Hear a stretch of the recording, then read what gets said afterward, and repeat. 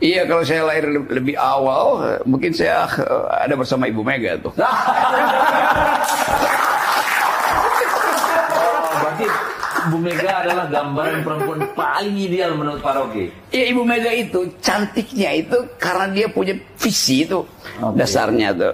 Nah, itu kemarin ini serius yang saya cerita tuh, saya pergi ke Louvre itu, apa namanya tuh, museum terbesar di dunia di Paris itu. Iya. Iya, di depan Mona Lisa, lukisan dari Da Vinci itu. Okay.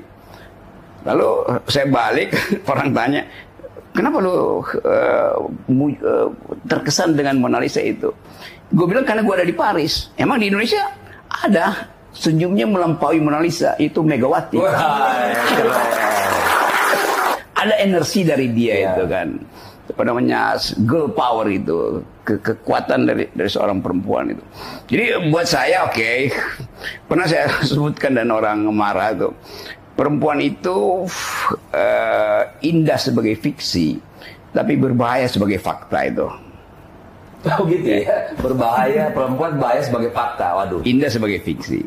Tetapi sekali lagi, kan deal kita dengan yang kita sebut romance itu, justru dia jadi absolut, intensinya jadi kuat kalau nggak ada yang nonton.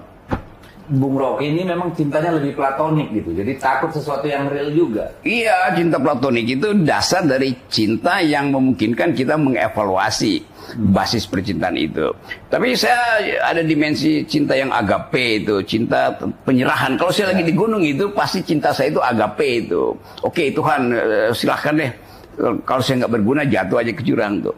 Tapi ada juga cinta yang dasarnya erotik, pasti ada cinta itu. Jadi saya akan tunggu misalnya kapan momentum erotik itu muncul, kapan momentum platonik itu muncul, atau kapan momentum agape itu muncul tuh. WA atau bisikan dari kaum perempuan yang begitu tergerak sebagai seorang wanita kepada Bung Rocky. Saya lebih banyak terima emoticon romance dari perempuan ketimbang laki-laki. Ketimbang undangan talk show semacam ini. Karena hidup seperti Bung Rocky itu kadang-kadang enak, cuma jangan didengar istri saya dong ya. Bahaya nanti pulang ke rumah. Kenapa? Hidup sebagai orang merdeka tidak saja dalam pikiran, tapi juga secara fisik mau merdeka gitu ya. Dan itu kemewahan yang nggak bisa dipunya banyak orang nih. Bahaya juga itu kan. Tapi oke lah. Saya mau, mungkin publik pengen tahu nih, ada nggak sih perempuan cinta pertama Bung Rocky? Nah ini dulu, waktu SMA, SMP, kuliah atau kapan? Iya, cinta pertama itu ada ketika ada cinta kedua. Oh gitu ya? Kan mesti ada perbandingan kan? Oh berarti platonik nih ya, modelnya platonik nih ya. Kan apa cinta pertamamu? Iya, setelah ada beberapa cinta baru kita bisa katakan, oh itu cinta pertama tuh. Kalau nggak kita akan anggap itu, oh itu semacam pertemuan pertama aja tuh. Ada pertanyaan dibalik nih. Ada nggak sih sosok perempuan yang dicintai oleh Om Rocky? Kalau saya balik lagi, baliknya gimana? Siapa yang akan mengaku pernah mencintai saya? Ya sudah, ini topik sensitif tapi pasti orang kayak gitu. Bung Rocky, aku ikutlah bersamamu menjalani kehidupan ini kan kira-kira begitu. Ternyata sangat kuat nih mempertahankan cinta platoniknya. Oke, kembali ke masalah bangsa kita nih. Hancur dia nih. Apa nggak pernah Pak Rocky jatuh cinta sama perempuan, Pak Rocky? Apakah belum ketemu perempuan yang paling mendekati ideal yang bisa diraih gitu? Saya berkali-kali naik gunung dengan perempuan justru. Ya itu sering, itu kan beda ya. Tapi orang sih pengen membayangkan Pak Rocky yang selalu bicara filosofi, bicara tentang sesuatu yang fundamental. Ya fundamentalnya yang dipahami orang kan laki-laki, perempuan gitu ya. Apa belum ada perempuan yang bisa meluluhkan Pak Rocky atau bagaimana nih ceritanya? Pak Jokowi mungkin melihat bahwa kalau dia udah selesai, nanti apa peralatan dia dibandingkan dengan SBY yang punya partai, dibandingkan ibu punya partai itu. Jadi dia nggak mampu untuk melihat bahwa tanpa partai pun kalau dia lakukan sesuatu yang sifatnya ethics, value itu orang akan lihat value-nya di situ sebetulnya. Nah itu sebetulnya kegagalan Pak Jokowi. Dia udah merakyat, dia udah dapat kemarxismenya itu tuh. Tapi dia masih ingin melembagakan marxismenya itu kan. Padahal kalau dia nggak lembagakan, orang akan ingat terus Jokowi. Tapi begitu dia berambisi 2 periode ditambah 3, wah itu orang menganggap, oh berarti Anda itu hanya menginginkan kepuasan kekuasaan. Lihat periode kedua itu ya, kenapa magnetnya begitu kuat sehingga semua takluk di bawah Pak Jokowi? Saya coba bayangkan Pak Jokowi dari Jogja, dari Solo, pindah ke Jakarta, pindah ke Menteng di mana elit politik bermukim tuh. Dan beliau nggak pernah tahu ini siapa nih, genrenya siapa tuh, kapasitasnya apa tuh. Jadi Jokowi masuk ke Jakarta dengan pengetahuan peta politik yang kosong itu tentang elit ya, tentang peta elit. Tapi pada waktu itu udah ada semacam euforia bahwa oke, rakyat betul-betul menerima semacam genre baru, cara baru berpolitik. Jadi tanpa evaluasi lagi, taken for granted bahwa Jokowi sudah mampu atau sudah menghidupkan yang disebut politik kerakyatan. Pada saat yang sama, elite ini mengintai Pak Jokowi karena dia tidak punya kurang kapasitas, makanya dipermainkan aja kan.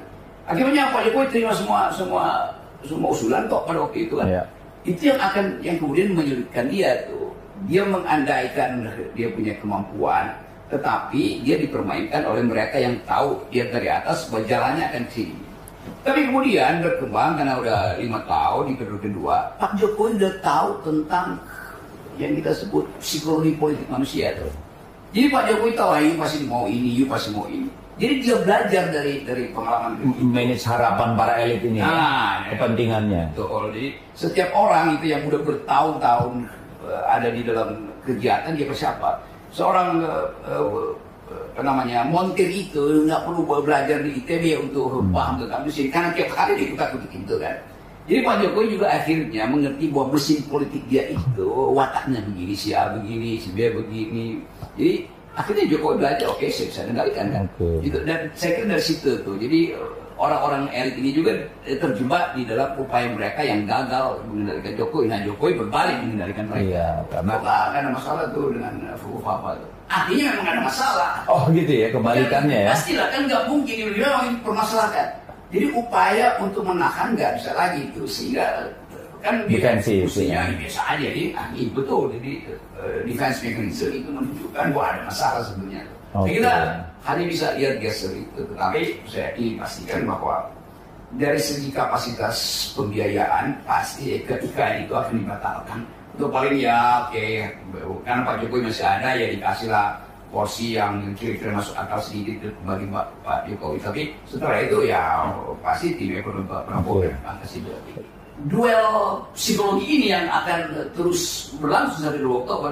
Begitu 20 Oktober nggak ada lagi problem itu pada Prabowo akan lebih lugas untuk mengatakan bahwa saya tahu bahwa saya sudah berjanji pada Pak Jokowi 4 tahun mungkin, tapi itu kan sebelum saya melakukan kalkulasi ekonomi secara rasional tuh. Ya mungkin itu akan diucapkan, tapi Pak Jokowi nggak bisa kirim sinyal lagi kan. Itu putting people first, utamakan rakyat. Di situ dia dalilkan dari soal bagaimana social safety net mesti dipersiapkan kalau terjadi krisis ekonomi di dunia ketiga. Bagaimana relasi baru antara Barat dan Islam di Timur Tengah itu. Bagaimana mempromosikan hak asasi manusia supaya lembaga-lembaga di Asia termasuk Indonesia itu dapat grant dari pajak orang Amerika. Jadi kita tahu jalan pikirannya tuh. Yang kedua, saya kasih tahu juga pada teman-teman itu yang sedang mempersiapkan upaya kemudian jadi nawacita itu dan revolusi mental bahwa ini tradisi Partai Demokrat itu